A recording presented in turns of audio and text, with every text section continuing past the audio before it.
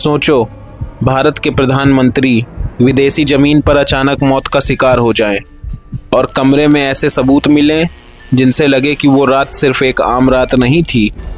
2 जनवरी सन 1966 Tashkent, Soviet union, Bharat और पाकिस्तान के बीच युद्ध को रोकने के लिए शांति वार्ता हो रही थी। लाल बहादुर शास्त्री ने पाकिस्तान के राष्ट्रपति आयूब खान से समझौता किया और उस रात वो ताशकंद के ढांचा नाम के गेस्ट हाउस में आराम करने चले गए। लेकिन आधी रात को अचानक सब कुछ बदल गया। सुबह जब दरवाज़ा खोला गया तो भारत के प्रधानमंत्री बिस्तर पर मृत पाए गए।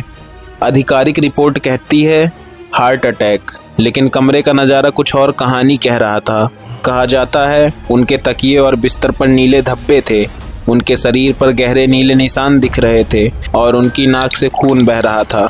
क्या ये हार्ट अटैक के लक्षण थे या किसी जहरीली साजिश का सबूत? सबसे डरावनी बात यह थी कि उस रात होटल के स्टाफ ने अजीब घटनाओं की रिपोर्ट दी थी।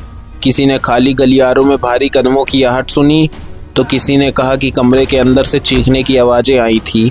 लेकिन जब दरवाज़ा खोला गया तो वहाँ सिर्फ सन्नाटा था। और फिर अजीब तरह से उनकी पोस्टमार्टम रिपोर्ट कभी पब्लिक नहीं की गई।